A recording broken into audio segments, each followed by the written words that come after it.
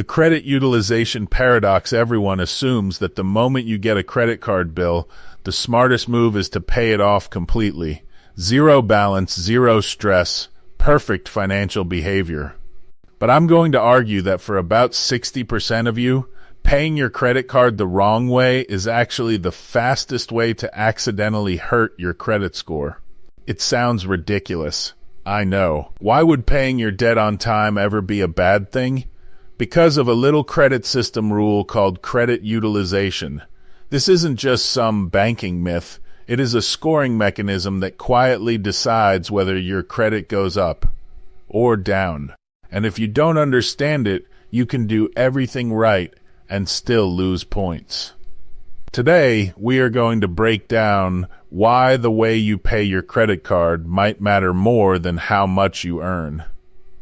I've spent years looking at credit behavior patterns, and the data is surprisingly consistent.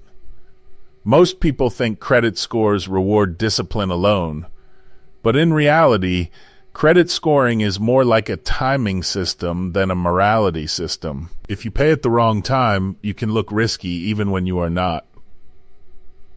We are going to break this down with real credit behavior logic, real scoring rules, and a simple framework to fix it. Before we get into it, understand this channel is about credit strategy, not credit myths. If you want to stop guessing and start understanding how lenders actually see you, you should stay till the end. Now let's talk about how credit utilization really works. Defining the credit utilization trap. Credit utilization is the percentage of your credit limit that you are using at a given time. And here's the part most people don't realize. It is not measured when you pay, it is measured when your statement closes. So even if you pay everything on time, your score can still drop if the timing is wrong. Here is how it works. You start the month using your credit card normally. You spend $2,000 on a $5,000 limit. You think, I'll just pay it off before the due date. So you do. But your statement already closed at $2,000 balance. Now the credit bureau sees 40% utilization, even though you paid it. Even though you did everything right, now your score gets hit anyway. And this cycle repeats every month for millions of people. The system rewards timing, not just repayment. Let's look at a simple example. Two people, same credit card, same spending. Person A pays before statement close. Reported utilization, 3%. Person B pays after statement close. Reported utilization, 45%. Same behavior in real life. Completely different credit score outcome.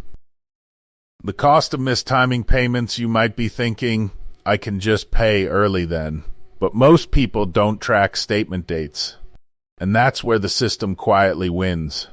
We actually see data showing that utilization is one of the biggest drivers of credit score changes month to month. And unlike income or debt amount, it moves fast. If utilization spikes, scores drop quickly. If utilization drops, scores recover quickly. But here is the trap. Most people only look at due dates, not reporting dates. So they assume stability while their score is actually fluctuating behind the scenes. Now let's look at why this matters psychologically. Credit scoring is not a simple linear system. It behaves more like a pressure system. At low utilization, your score rises steadily. At mid-utilization, it plateaus. At high utilization, it drops fast. And if you cross certain thresholds like 30% or 50%, the damage accelerates. So one small habit can change your entire financial profile without you noticing. The invisible credit score curve. Most people imagine credit scores like a ladder. You just climb by paying on time. But that image is wrong. I want you to delete it. Instead, imagine a curve. On the left side, low utilization, your score rises fast. This is your safe zone. You feel stable. Approved for loans easily. Low interest rates. In the middle, moderate utilization. Your score flattens. You stop seeing improvement. Then comes the dangerous zone. High utilization. Your score starts dropping even if you never miss a payment. This is the credit trap zone. And most people walk into it without realizing, because spending feels normal. But reporting doesn't care about your intentions. It only cares about the number it sees at one moment in time. Why credit behavior is misread here is the deeper problem. Credit systems confuse behavior with timing.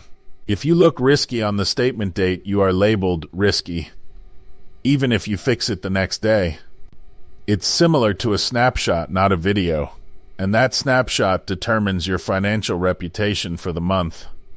Now let's connect this to real-world outcomes. People with identical income can have drastically different credit scores, not because of earnings, but because of utilization timing. One person looks stable, the other looks overextended, even though both are responsible. The fixing strategy most people miss. So let's say you realize your credit is being affected by this. How do you fix it without closing accounts or taking new debt?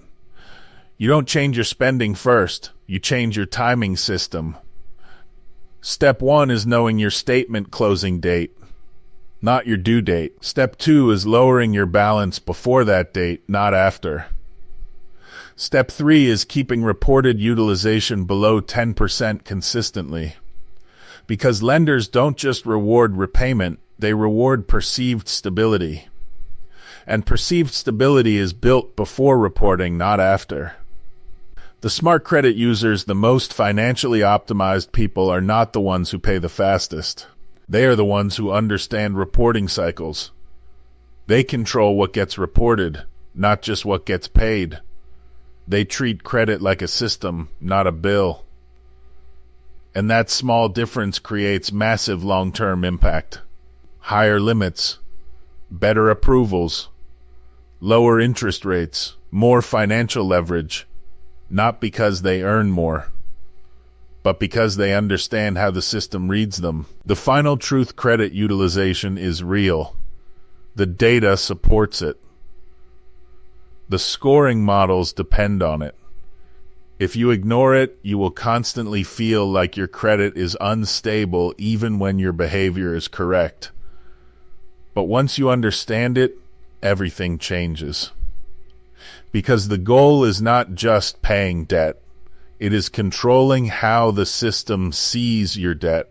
And that is the difference between average credit and strong credit.